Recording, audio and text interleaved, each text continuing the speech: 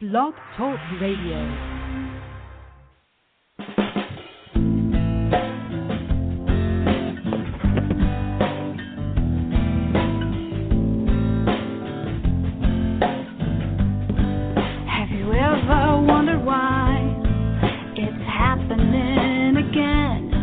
Welcome to MindShifters Radio with your co-host, the Forgiveness Doctor, Dr. Michael Ryce, and his wife, Jeanie. Michael and Jeanie share with you the wisdom of the ancient Aramaic internal process of forgiveness. They offer tools and support 5 days a week. They will support you in building a solid foundation within yourself to live in pure love. In Aramaic, Rakhma. Michael is the author of So Why Is This Happening to Me Again? For more information on Michael and Jeanie, please visit www.whyagain.com. And now your co-host, the Forgiveness Doctor, Dr. Michael and Jeanie Ryce. To the brightness within you and the truth that is rooted within me. Hi, welcome to MindShifters Radio with the Forgiveness Doctor, Dr. Michael Ryce. The call-in number is 646-200-4169. If you want to talk to Michael, press 1. That lets me know to put you in queue. Welcome to our show today. And today is Memorial Day Celebration 191. Michael, welcome. Michael? Delighted, and thanks for everybody for being with us. We're glad that you're here. If you have a question for us, if you have some process work you want support with, we invite you to just dial the number 646-200-4169, and then press 1, and Jeanie will put you in the queue to chat with us. And or, if you are registered with Blog Talk Radio, you can be in the chat room, and you can be asking questions and be part of the chat process. When Jeanie mentions the celebration of Memorial Day, we're here. One of the things that we have chosen to do is to be part of the team that changed the world and to change the dynamic of war on planet Earth. And the reason we mentioned Memorial Day, and we'll bring it in as well, the Veterans Day, is because the insanity that has been done in the name of a flag and patriotism is nothing short of insane. I spoke to a gentleman the other day who was working with a group that's working with suicidal veterans, and 18 veterans per day who come back from the war. You know, they're heroes and all is well. They've come back. 18 a day are committing suicide. What does that tell you about the dynamic of war if you're really truthful with yourself? This rah, rally behind it and let's go kill somebody doesn't work. The definition of insanity, according to Einstein, is doing the same thing over and over again and expecting a different result. We're never going to get a different result. You know, they talk about the cost of war and they talk about money. That's nothing. So we're here to put an end to that game. How the heck are you going to do that, Michael? Here's how we're going to do it.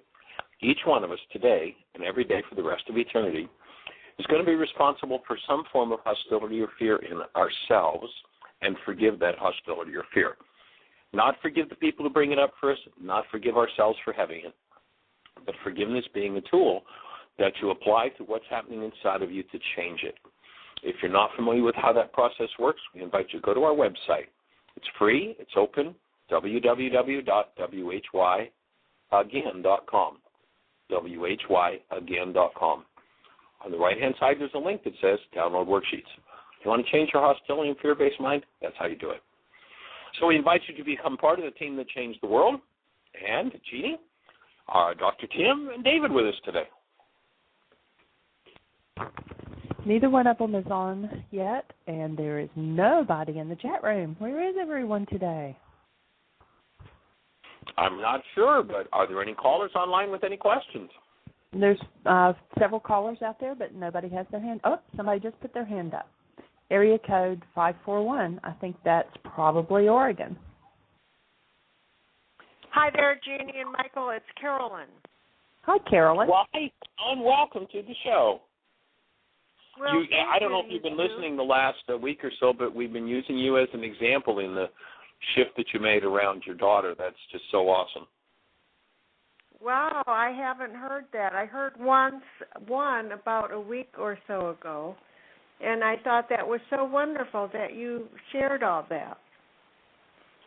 Well, it's so wonderful that you are part of that team that is changing the world, because that's how we do it. When we take responsibility and go, oh, they didn't make me anything, this belongs to me, and I can remove whatever it is that belongs to me. I mean, it's just an awesome contribution to the world to do that. And, you did it in the face of something pretty heavy duty, and we acknowledge you for it. And we've been sharing it with people. Well, thank you so much, Michael. I mean, it really, listening to your calls, which I was pretty regular for about a week, and doing the worksheets, which I was also pretty regular. And I've just been over the top busy with trying to catch up since I had the flu for almost a month. But at any rate, I have a question for you. I am going to be meeting up with my daughter just before Christmas, and I'm saying this because this is how it is. They go to Palm Springs every single year for 2.5 weeks at Christmas time, and it's right. My daughter's husband. Sorry? I just said, right, I got that. Okay. So it's been a known fact that this is my son-in-law's family's vacation, and it's an effort for them to invite me. So I've been invited for 4 days or 5 days, sometimes not at all, and this year I'm getting 2 days. And it was very difficult to pin down the 2 days because my daughter was not happy about even giving that. So I know that her anger is going to come up, and I will be sitting in front of her, and because it's happened for the last 4 years. And what usually happens when I'm in that space with her, and I just get sadder and sadder, and I keep having to go to the bathroom because it upsets my whole body. And let's stop there. Hold on. Let's stop there. Okay. Does it upset your body, or do you know where the upset is in your body? I just heard the words myself. I do it to my own body. Yes. Okay, good. So that's another thing you can forgive, is that response in your body. Right. So I want to know how to respond to her and stay in my power so that I don't feel like a victim and go down and then spend a month or more crying about all the things she said.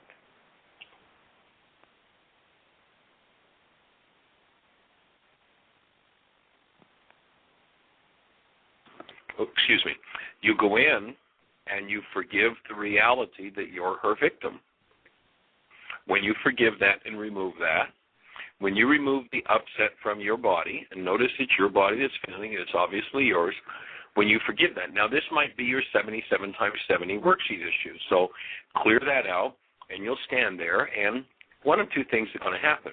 She may change, and there's nothing to bounce off of, so her rage is just going to melt. Or the other one might be, she might just crank her rage up to try to get a response from you.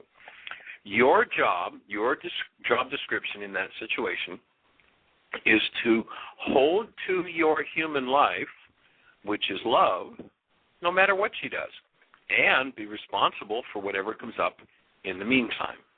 Now, when you do that, and one of the other suggestions I would have is you might start today. I don't know if you were on the show when we talked about, there's a gal here in South Florida who did teachers training last year with us and is teaching around South Florida, and she had a person who showed up at her Y workshop, and she had a son who 10 years earlier, he'd been brought up by her in her home, 10 years ago got married and disappeared. Lived in the same town, zero communication, has not seen or heard a word from him in 10 years. Now, I was actually telling this story that she shared with us, and I was telling it a little bit mistakenly because I was saying it took 3 days. Last night she was at her workshop, and she said, no, it was actually 2 weeks. So she did some worksheet work with this woman, forgiveness around her son and her pain about her son not communicating with her. And then what she did is gave the gal an assignment of reading the commitment to her son's picture every day. 2 weeks, all of a sudden, there's a knock on her door. There's her son. First time in 10 years, hasn't heard a word. Wow. So what you might start doing today, and if you don't have a copy of the commitment, jump on whyagain.com, and the commitment's right there. Download it. You might start speaking. There's a first-person commitment to use with yourself, and you might start speaking it to your daughter's picture and see what happens. Perhaps put it in an email or in a letter or in a card and send it to her, saying, hi, sweetie, I've had some crazy stuff in my life, and, here we are, and I'm learning that there's something different I can do. So I promise to trust you enough to tell you the truth and be true to you, and to treat you lovingly, gently, and with respect in my thoughts, my words, my actions, whether I'm in your presence or not. Mm-hmm. In every interaction, I'll surrender to love, our true nature. So send the commitment to her. Start reading it to her picture. Start reading it to your brain's image of her inside yourself. And there's a very powerful way to start to shift those energies. Okay. So there are some I proactive things you can be doing. Yeah. There's some proactive things you can do to start to shift this whole dynamic with your daughter. And I just had the vision, if she still is, of course, doing her anger business, that I can just envision I'm holding myself as a newborn baby. Exactly. That's the way to stay connected to your human life. The specialty of the world, because where our intelligence is in our true being. The specialty of the world is to bully you out of your true being so that you're stupid and controllable, and that you'll play that game. And so holding that space of seeing yourself and holding yourself as a newborn is a very powerful way to shift and change that whole dynamic. And, maybe invite her, maybe when you get a chance and there's a quiet space between you, maybe talk about the first time you held her and what an awesome presence of love she was and is, and that's who she really is. Have that conversation. Put that vibration out. Well, it was just her birthday yesterday, and I told her so many loving things in an email about how she was born and, when I first saw her and held her. I did all that. And I sent her a number of very, very, very loving emails. And I sort of felt when she wrote me back, she said, thanks, Mom, I love you too. So I think it's a good idea to envision her and look at her picture and do that commitment to her. Well, that sounds like a pretty awesome breakthrough compared to the last several communications from her, that she's able to write back the words, I love you too. That's fabulous. Right. What a shift. So I'm working on it. And the trauma that she holds, whatever the source, it is the active presence of love. Somebody has to presence a human life to dissolve that. As you model that that's possible, in the ancient teachings that was called the first coming of the Christ. Someone who could stand in the face of someone's rage and pain and trauma and simply hold to the presence of love is what was called, holding to the presence of love in that space was called living in the mind of Christ, rather than in the mind of your body and your carbon-based memory. So when you hold to the mind of Christ, the active presence of that mind of love, which is literally the mind of the Creator, That's what dissolves the insanity. And as you model that, that's the first coming. Oh, my God, look at this. Here I am trying to force her into the worst space I've ever seen her, and she's just standing there as a space of love. What an awesome, I didn't know that was possible. That's the first coming. Second coming is when I realize I can do that for myself. Everything shifts. When I realize what? The first coming is when someone watches and sees one Yes, hold right. to their human lives regardless of what is happening. Mm-hmm. The second coming is when one goes, oh, I could do that too. Okay. So you said something to me on one of the first calls I made to you about her rage, and you said, which is really interesting, I bet she's raged at herself and at her body. And she has had 5 surgeries. She's in chronic pain. And my hunch is part of all this rage is the pain that she's having in her body.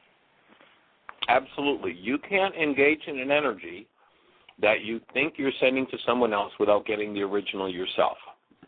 Now, most people don't know that. They think, oh, I can rage at you and you're the one who hurts. No. I rage at me and I'm good at hiding my hurt from myself, but that hurts and violates my tissue structure. And when I stop raging, my pain goes away. Pain is just a signal that I'm engaging in an energy that doesn't belong here. When I shift my focus and change what it is that I'm engaging in, then my physiology changes. And pain has this absolutely awesome, wonderful purpose. And its purpose is to make our ears grow, to get us to the point where we recognize what we're doing to ourselves and change it. Right. Well, you know, Michael and Jeanie, I so appreciate the ability to be able to call into this program and talk to you. And, I mean, it's laughable how little I've done on the worksheets and how little I've been on the program, but I've already felt an immense shift. So just imagine, and here's my challenge to you, give yourself a gift for Christmas and the New Year. Here's my challenge.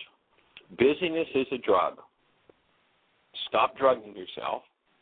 Give yourself the space. You see with such a little investment what the enormous payoff has been. What if you started today and you were to do 5 worksheets a day for the next 40 days? If every day you took the time that it takes to do 5 worksheets. Now, the reason I suggest 40 days is if you look back in the ancient teachings, it was 40 years in the desert, 40 days in the desert for Yeshua. There's something about that 40 days. The desert is simply a code word for the unconscious. Yeshua went into his unconscious dynamics. He shortened the time. The Jews took 40 years in that unconscious state to start to wake up. Yeshua did it in 40 days. And what we invite you to do is to let go of drugging yourself with busyness. Oh, I have too much to do. And look at what that small investment, you can do 5 worksheets a day in usually 30 to 45 minutes. You deserve the investment of 45 minutes a day in yourself.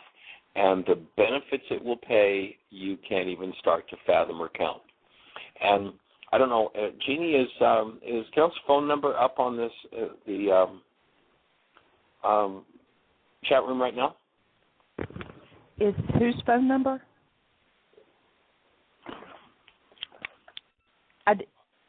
I didn't hear who you said. You're not. I don't know who you're talking about. No. We don't have her phone number in the chat room or in the switchboard. Okay. Oh, got it, yes. Yeah. So if you would mark that number down. Now, Carolyn, if you would like to make that commitment, I'll support you in it. And I'll take your phone number and I will call you. And when I call you, you'll have my number registered in your cell phone. At the end of the day, every day, I'd invite you to text me just saying, completed my 5. So that you've got somebody to be accountable for, to hold the space, and to support you. Are you interested and up for doing that?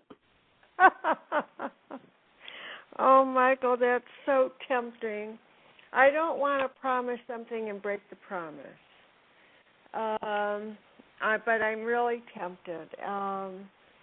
Let me think about it. So don't make a promise. Don't make a promise. Make a commitment. This is a commitment to you, not to me. This isn't for me. Oh, I know. I know it's a commitment to me. So think about it. Why, with the enormous benefit I've seen from the small investment I've made in this work, what would stop me from saying wholeheartedly, absolutely, I'm going to do it and following through, except I don't deserve it. And the truth is I like my drama and trauma life. Well, I know I deserve it. Okay, I'll tell you what. And it must be the other. I like the drama and trauma. No, I don't. I will promise one a day if that's okay. Okay. And if it's awesome. Not, okay. All right. Awesome. One a day is an awesome start.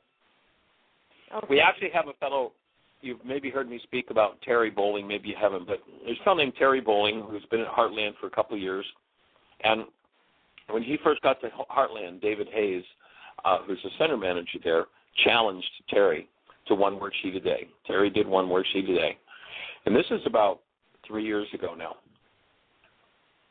Terry had been doing this work for 5 or 6 years before that, but never made a consistent commitment. After they'd done that, I don't remember for how long. If David's on the phone, maybe he could be more accurate with the details. But anyway, they got to the point where Terry made a commitment to do 5 a day. Terry had done 5 worksheets a day for about 2.5 years. He called into the show about 6 months ago. He had been at Heartland. He was divorcing. He and his wife were divorcing in a friendly fashion, but divorcing. And his children were in Asheville, North Carolina. He went back to Asheville to spend some time with them, and he was doing his 5 a day. He called to the radio show one day, and he said, I'm seeing such enormous changes with my children. His children are small. When I say small, they're maybe 9 and 15 now. He said, I'm seeing such enormous changes in my family system and with my children, my own internal dynamics. After 2.5 years of doing 5 worksheets a day, Terry chose to up it to 10 worksheets a day. Wow. These things will pay back. I promise to do 1 a day, and so then you're going to call here, or what are you going to do? Are you calling on your cell right now? I don't use my cell. This is my home phone. Oh, okay. So do you have caller ID? It doesn't work very well. Okay. Well, I'll tell you what. Why don't you, if you've got a cell, because it's easier to do on the cell to text. If you've got a cell. Michael, I can't text on my stupid, dumb cell phone. Well, that might be a worksheet on the cell phone being stupid or dumb, but that's okay. All you need is 5 done. But I was just looking for a way that I can text you, or I can call you so that you've got my number. I really don't want to give it out over the airwaves. So. Well, just call my home phone, and that will prompt me to do 1, and then I can, somehow send you an email, I guess. An email will work, yes. Okay, I'll call and leave you my email address. Well, actually, I can give you my email address. I'm happy to do that. Okay. You can write me at MJR 300 at whyagain.com. So each day when I have Mary Jack Robert 300 at whyagain.com. You got it. And I'll be holding Thank you so much. I'll do it. All right, delighted. Glad to be on your team and glad to have you on ours. That's awesome. And we hold the space for your your visit and your holy days with your family. And we'll have to do some worksheets on envy and not being in Palm Springs. Here we are stuck in Florida. Okay, thank you, Michael and Jeanie. All right, blessings. Delighted. Thank you so much. Bye-bye. All right, have an awesome day. You too. Any other callers? Anything happening in the chat room? We have some conversation in the chat room. There was a question put out. Hold on a second. They were talking about, when you were talking about, doing things, feeling abused or whatever. And so they say, hold on, I'm scrolling back. When people write in, then it kicks me back down, so it takes me a minute to scroll back up. Okay, so somebody says, what if the harshest critic is yourself? And I said, that's usually true. And we need to remove the part of our carbon-based memory that says we need to abuse ourselves. And so Nicole says, it keeps jumping on me. My apologies. Well, while you're skipping back, so the thing you do is you do the worksheet where you're your own object of attention. Remember, you can do this worksheet on any person, place, thing, or event, past, present, future, living, or dead, including yourself. So you'd be number 1A. Your name is Charlie. Charlie. I am my harshest critic. I always beat up on myself. How do I feel about that? Helpless and hopeless. And what's my thought? Well, I deserve the abuse that I give myself. What's my punishment? I'm going to keep self-abuse going. What's the goal? Now, the underlying goal, the thing that you want, one of the basic needs of the human is for self-approval. And so number 3 would be, I want to approve of myself. Then number 4, reconnect to love. Number 5, I cancel my need to approve of myself. Well, why would I cancel my need to approve of myself? Because when I let that goal go, in my file on self is self-abuse. But I keep that hidden from myself. So when I cancel the goal, I directly open that file, and I'll start to see where that self-abuse comes from, and I'll be able to begin to dissolve it by holding the active presence of love. And so I'll move through that, and then when I get to the last step, I'm going to start to offer myself something other than criticism and self-abuse. So the goal might be that I choose to be always in approval of myself and forgive if I'm not. And then I'll work through, and I'll just totally let go of that reality that says I have to be in self-abuse. That dynamic will change. Does that make sense?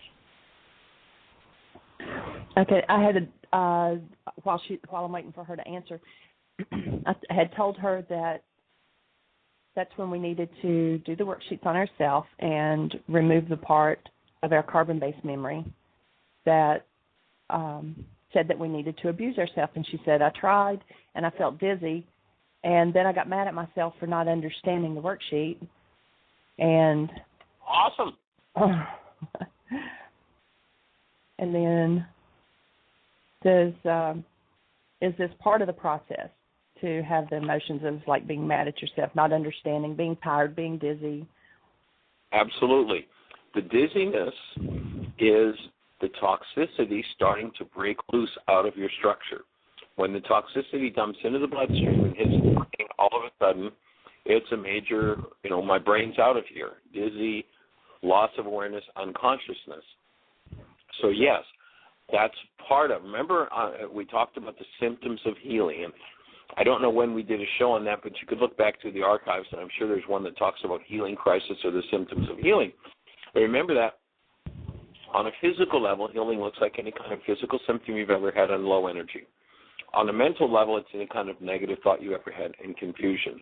On an emotional level, it's any kind of negative feeling you've ever had in depression. That's what healing looks like. So in that situation, you want to keep breathing. You want to keep the energy moving because it's breaking something down that's creating that dizziness. And what is at the root of the dizziness? The toxicity of my self-anger. So now I'm now on to my next worksheet. You remember when they asked the master teacher of this process, how many worksheets do we need to do? Is 7 enough? His answer was 77 times 70. This may be literally your 77 times 70 worksheet issue. So then you go to the next worksheet, and it's self. I'm angry at myself. What's my thought? I'm stupid. I don't do it good enough. I don't even understand this process. And so just go through the process, and you peel off layer by layer by layer. It's like opening a lotus blossom. It happens in layers. Some people say peeling an onion, but that generally brings up tears for people. Opening a lotus blossom takes people into their beauty. And at the root of your being, somebody, when you were born, held you and went, what an awesome presence of love this is. You came in the same as everybody else. And then your world and you started to tell you lies about yourself. None of the lies are true. The truth is, you are this awesome being called love, and you just need to peel off the layers to let go of it.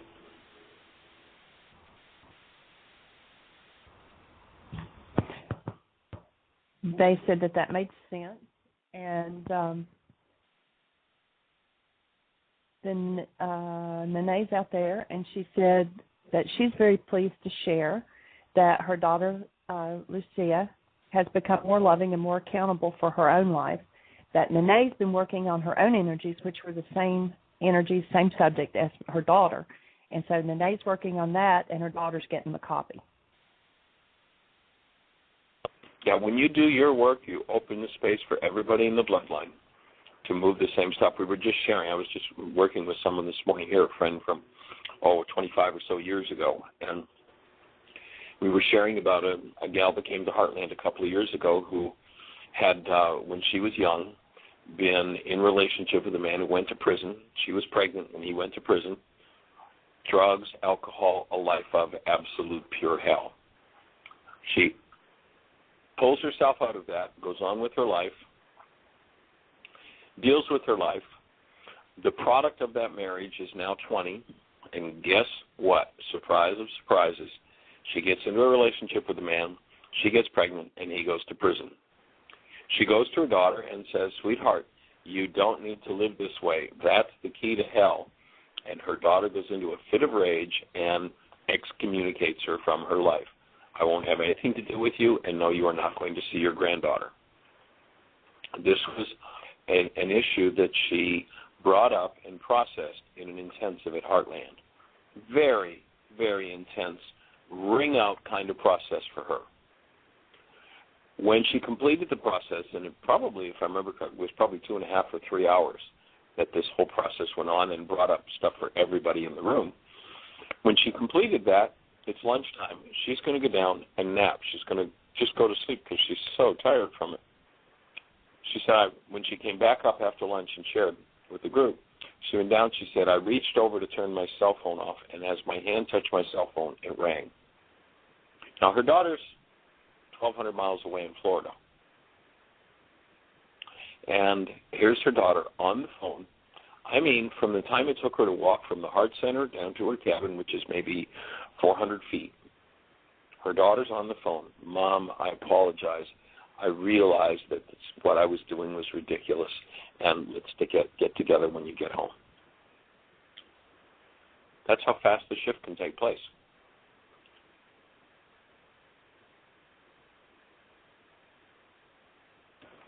And if people don't do their work, then generally those kind of shifts don't happen. If you do your work, that becomes normal. That kind of miraculous event becomes, I mean, we could tell you story after story after story after story of when we've seen that kind of thing happen.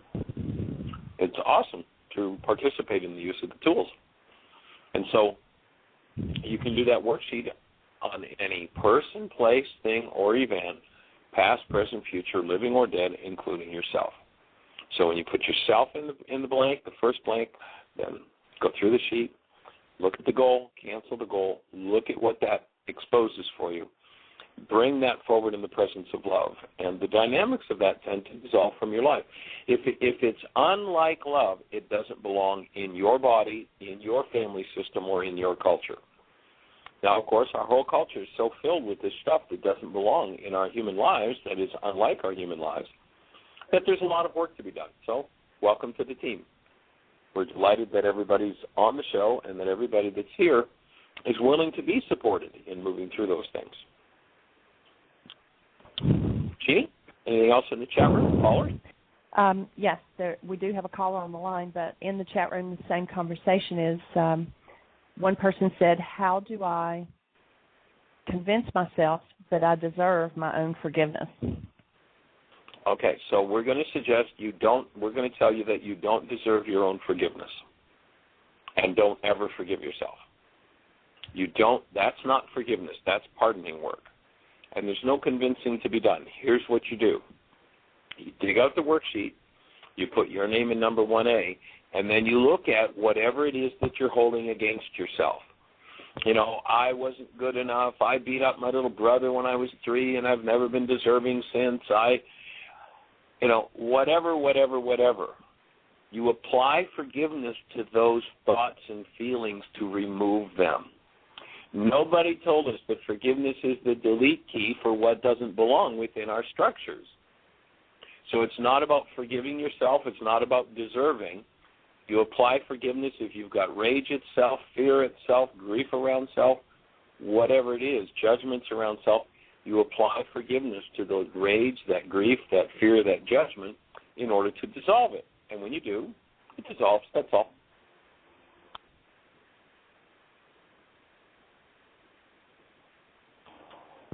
Any other conversation, Jeanie, before we take our caller?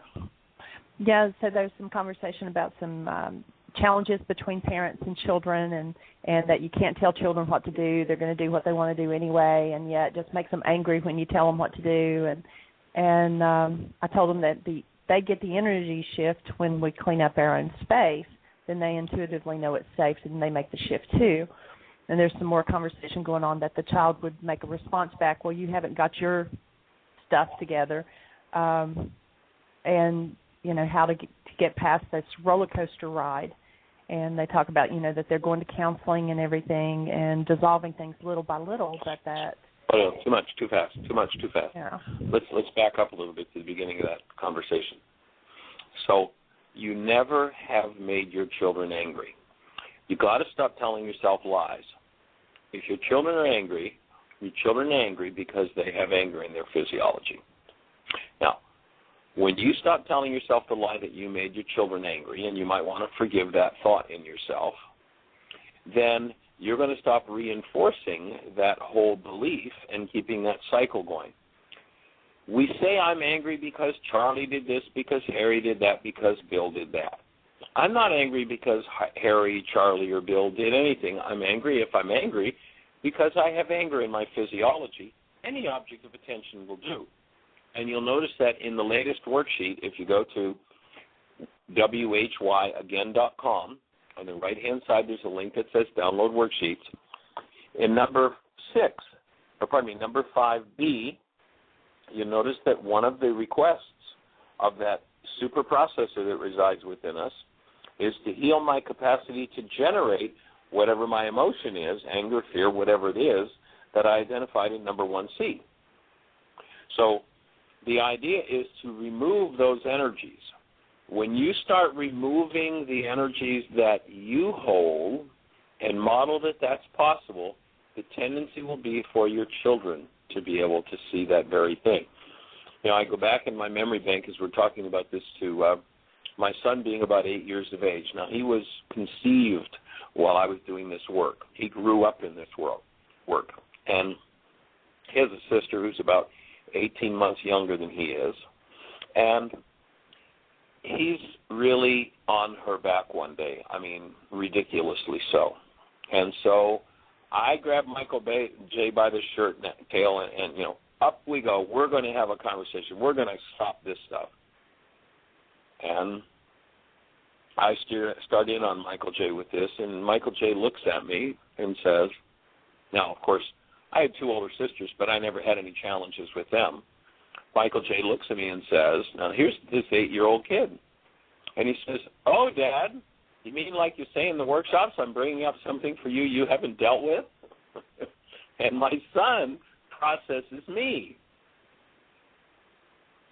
When he processes me through that, he then goes into a very intimate conversation about how there were some things that he'd done that he had never spoken about or never told anybody about.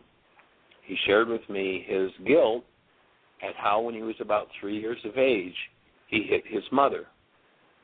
So as he processed me, he opened a space in himself. Now he's 8, to go back to being a 3-year-old and forgiving the guilt of having hit his mother. As he's sharing that with me, he knows how to do still point breathing, and he says, Dad, this is getting to be too much for me. I need to breathe. And at 8 years of age, he lays down and he breathes through, does the still point process, through letting go of his guilt at having hit his mother when he was 3. When we bring these tools into our family systems, we individually and collectively move the insanity out of the family system. When we hold our breath and we blame somebody else for what's going on in us, those dynamics define us and define our behavior. And the idea is to let go of those behaviors, to forgive those behaviors. Not forgive them, not forgive yourself for doing those behaviors. That's an old Greek idea of pardoning. That's been substituted for forgiveness. Our task here on planet Earth is to restore the actual dynamic of forgiveness, and that is, I'm going to remove from my physiology this particular reality. That's the forgiveness process. And the worksheet, if you're not familiar with it, if this is a new conversation to you, please, please, please avail yourself of the tool. Go to whyagain.com, WHYAGAIN.com. On the right-hand side, there's a link. About the 6th link down says download worksheets. Download the first 5 links under that, and you'll have the whole forgiveness story and a stimulus to some of the things you might want to do worksheets on. So please take it, put the pen to the paper, and watch the dynamics that change. You know, Carolyn, we didn't get into the conversation as to what happened with her when she called in a few minutes ago, but she had called in, I guess it's probably about 3 weeks ago now, Jeanie? Yeah. Something like that. You can go back in the archives and listen to the show. And she's like, I'm in all kinds of pain because my daughter rages at me. And we stopped the conversation and said, well, you know, how about if you just stop and take responsibility? Instead of blaming your daughter for all this pain, how about if you start to forgive your pain? Well, what a radical idea that is. She starts to apply forgiveness to her pain. She called us about maybe 6 days ago and said, my daughter just went off on me again in rage, and I was just totally centered and connected to love. She'd forgiven the pain that she had around her daughter, at least the current layers of it. There might be some other layers, as she shared with us. There might be some other layers of it to come up, but this is how the process works. You peel off layer by layer, piece by piece. And when you get to the root of the issue and you let it go, guess what's left? Only you, your human life. Every human being has a human life, even if it's hidden under all these layers of drama and trauma and pain. Every human being has a human life.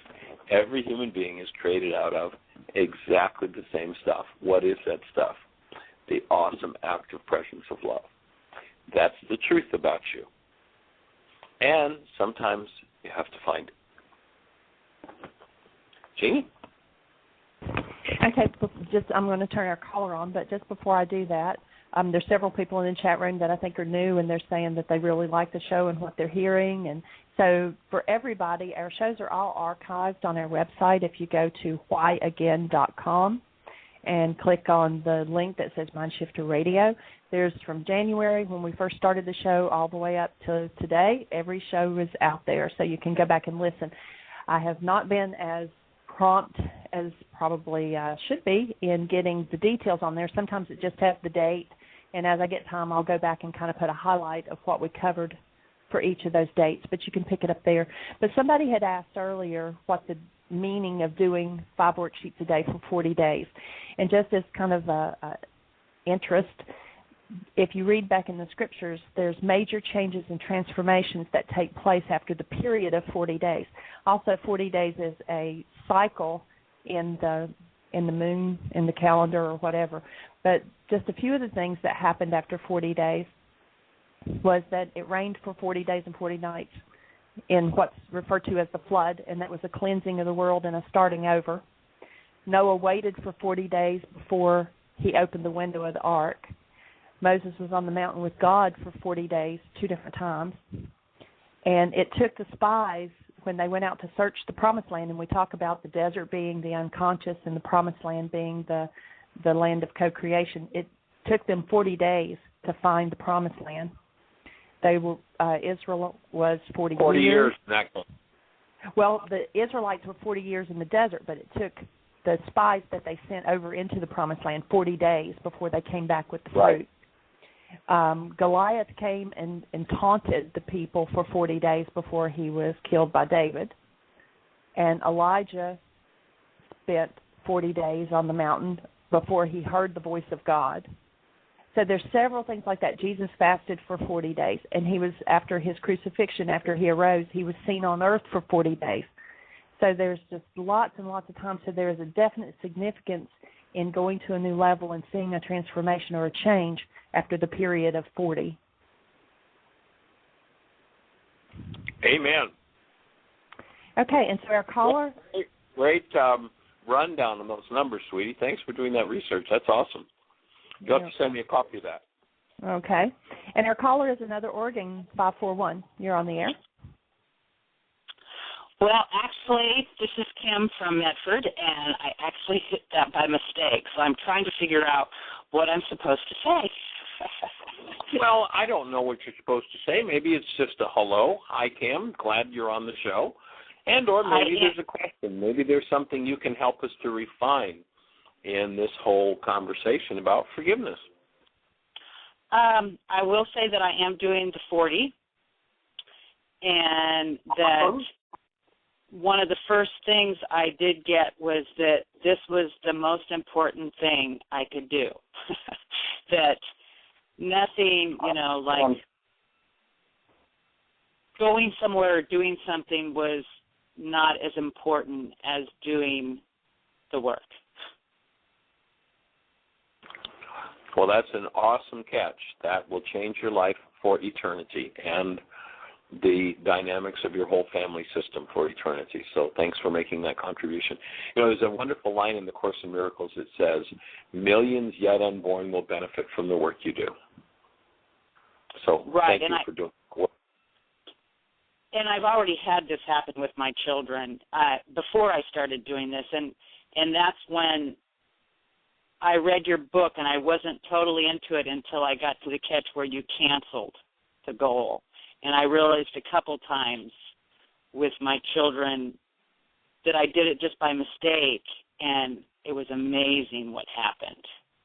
So you totally grabbed my attention when I saw that part of canceling, because there was a point in my life with my daughters that I thought that maybe I was just a surrogate to get them to the world. And so I went, if that was just my job to get them here, I'm fine with that. I'm fine with that. And, if I need to just let them go, then it's okay. And as soon as I did that, it was like 10 minutes and the phone started ringing. And they both called. So well, I can remember back 30, 27, 28 years ago when we started working with the Aramaic, and this idea of shebag, which is the Aramaic word that's been translated as forgive, was cancel. And I didn't really get it, but I started to share it with people because that's what we got out of the translation work.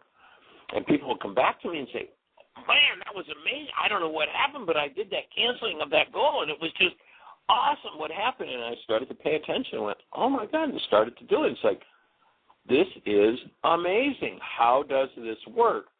And that was about 27 years ago, and I feel like maybe in the last 2 years I've been teaching it continuously, full-time, for 27 years. Sometimes, like for instance, this past weekend, we did the Why Is This Happening to Me Again forgiveness workshop Friday night, Saturday, and Sunday. There are times when I've actually taught it 3 times in a day. And I feel like now I'm getting to the point where I can actually explain the what and why of it, that I finally am understanding and have the brain cells for why Yeshua taught this as the tool and as the core and the key to forgiveness. So it is just so much fun and so awesome when you do it, isn't it? It is. It is. It's amazing. And I also really connected to the gal that called about suicide. What was that, last week? Right. And I just wanted her to give her a heads up that she's got 100% support from me, that I come from a family of suicide. My mother committed suicide, my grandfather committed suicide, and my great aunt committed suicide. And I do believe it's a mindset in the family, because a lot of my life I wanted to get out. But I have realized that go ahead.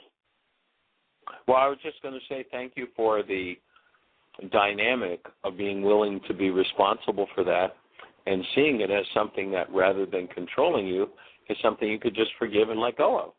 And, you know, every behavior is nothing but a prompt from the frequency stored within us. Most of the prompts come from the generations. That's why that story of the Jews wandering in the desert for 40 years. What had to happen in order for them to get out of the desert? They said the old generation had to die off. That didn't mean everybody in old physical bodies had to physically die. The root of the word generation is genari, which means cause. All of the old causes had to go. And when you let that cause go, you open the energetic window in your family system for the whole family system to change. And when you open the space for the whole family system to change, the whole family of man gets the vibe. Millions yet unborn will benefit from that piece of work that you've done. That's awesome. Well, I've realized that you do the work here. You know, if I would have taken my life, I would have been back to do the work. So I choose to do the work now. Well, that's just absolutely awesome, and we are so delighted that you found us and so delighted that you picked it up and are integrating it, because it's, you know, the thing that inspires me to continue to do this work when I look at all the insanity in the world is there was this physicist 2,000 years ago that said a little leavening leavens the whole loaf. I think we're pretty safe in assuming he wasn't talking about bread. He was talking about we humans. And you're part of the leavening, that you're the one who's bringing in the active presence of love into this family dynamic of suicide, and therefore when we hit critical mass, suicide's going to disappear from the planet. And it's time for it to go. I mean, you look at, you know, the reason for suicide is people have so much pain, so many painful realities in themselves that they don't know how to deal with. It's like, well, it's going to be easier to check out. You look at the... Well, you know, I totally understand it. You feel backed into a corner, and you don't know what to do. That's the feeling that I get from it, is that you can't see any other options. It's hopeless and it's helpless. Right, right. And when you forgive hopeless and helpless in your mind, then you're back to a human life and back to being empowered and light, aliveness and delight and joy in your life. We were in Hawaii a couple of years ago, and we did a series of workshops at the Unity Church in Diamond Head, and we were going to be around. We were going to several of the other islands, and they asked if we'd come back and do another series, so we did a second series. When we went back to do that second series, we had 3 separate people that came to us after the second series was underway and shared with Jeanie and I that the day they had come to church, that Sunday, was going to be their last day on the planet, that they were planning to commit suicide. 3 people. Mm. And all 3 of them were just excited and delighted about their lives. Great, great. life is exciting and delightful. But if you carry a burden of life is hateful, it's painful, it's traumatic, there's no way out, there's nothing I can do about it, those realities control perception, and when those realities remain at an unconscious level, they're not changeable. Once we bring them out of that dissociated state, out of the unconscious, into the light of awareness, they dissolve and disappear, and it's like, oh, okay, here we go. Now life is awesome, because what a privilege to have a human form, to be able to open one's eyes and look at a sunset, to walk in the sand at the beach, to look at a flower, to behold a child, to behold a loved one, to be a lover. What awesome gifts and opportunities are they? But if we flood them over with hostility and rage and fear and grief, because that's what our family system's been doing for 1,000 generations, it seems like that's the only option. Well, folks, that's not the only option. The option is you could have had a human life instead. The awesome presence of love. So Kim, I just appreciate you so much for this call. Well, I just appreciate you so much to have this work, because for me,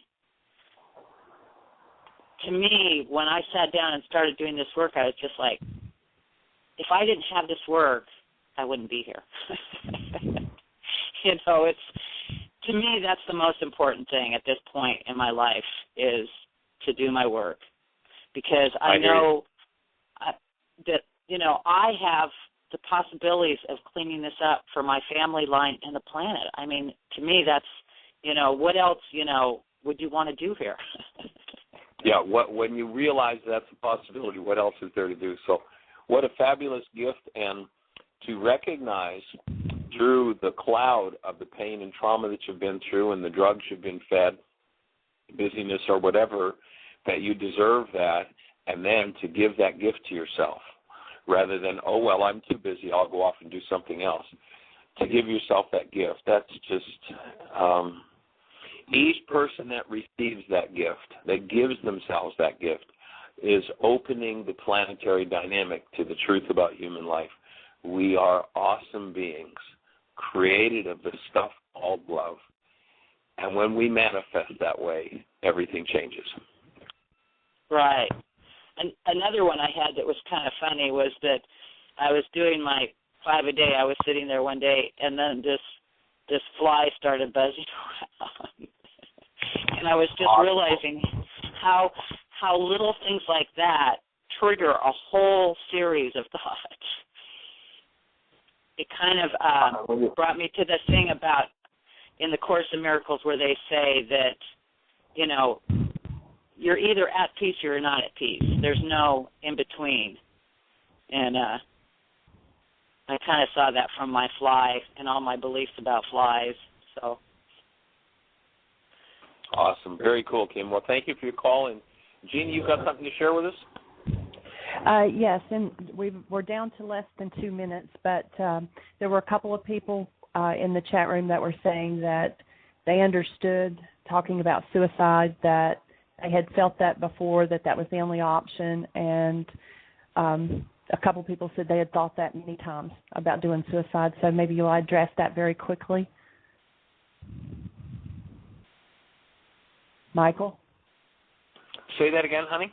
A couple people had in the chat room were talking about that, yes, they had thought about suicide and that was the only answer and they could understand it.